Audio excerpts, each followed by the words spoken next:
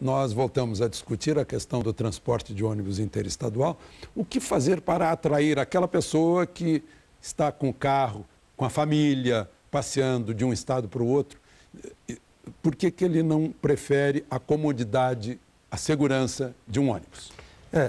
Para atrair, ele precisa ter segurança, qualidade e preço módico, preço adequado à prestação que ele é. Em geral, os ônibus interestaduais são ônibus confortáveis. São muito confortáveis, ônibus dotados de equipamento de bordo, com sanitário, serviço de bordo em alguns casos, ar-condicionado, inclusive não está na tarifa o ar-condicionado.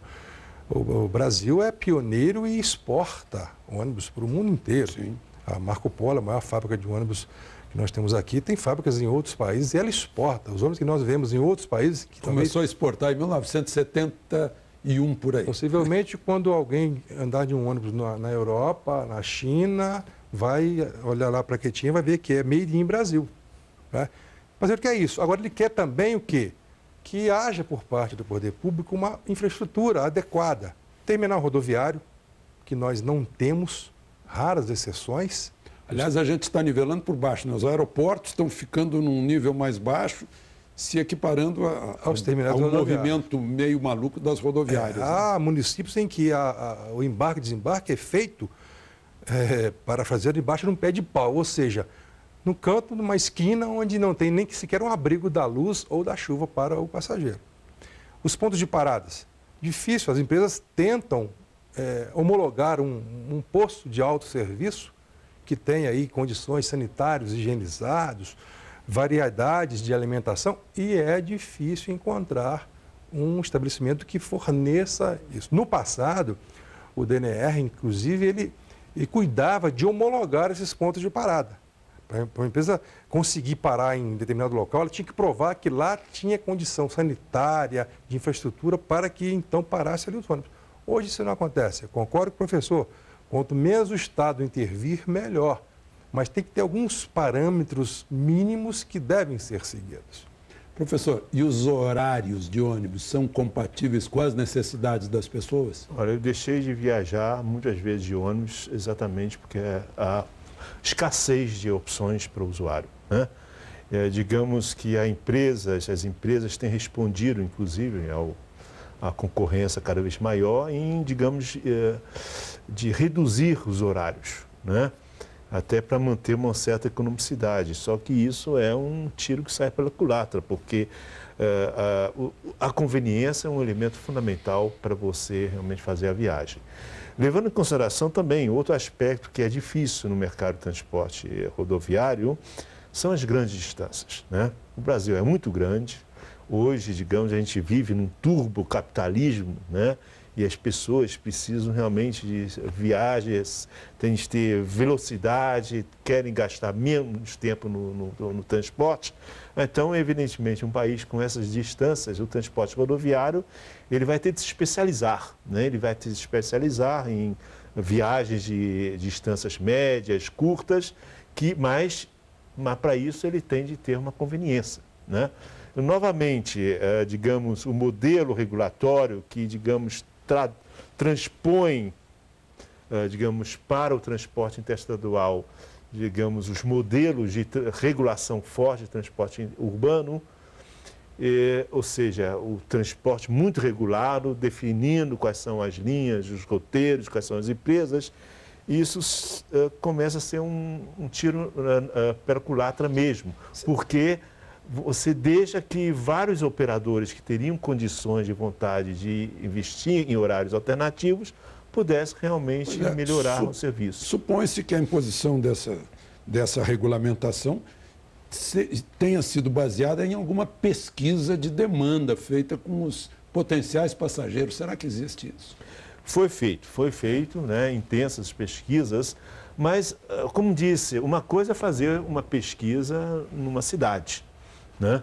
Outra coisa é fazer num país vasto como o Brasil, né? Onde as coisas estão mudando, a geografia está mudando. Portanto, essas pesquisas elas são muito frágeis e muito rapidamente elas são desatualizadas. Então, por isso é que realmente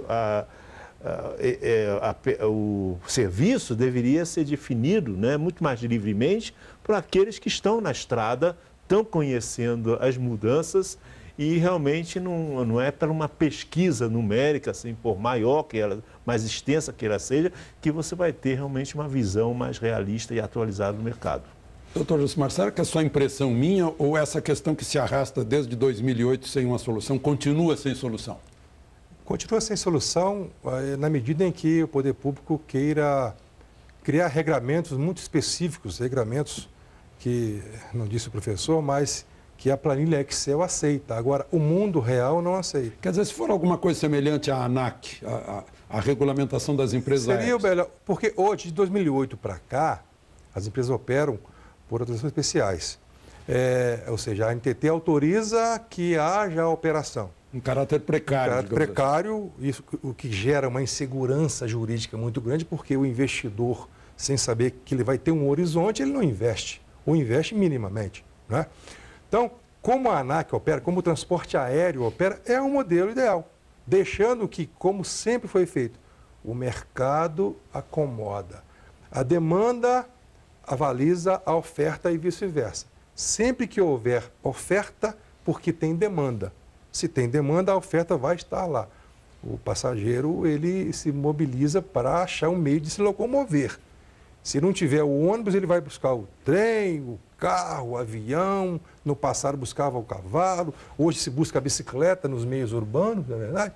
Então, o que precisa ser menos autoritário na imposição das regras e deixar que o mercado crie essas regras. Isso era assim, Alexandre.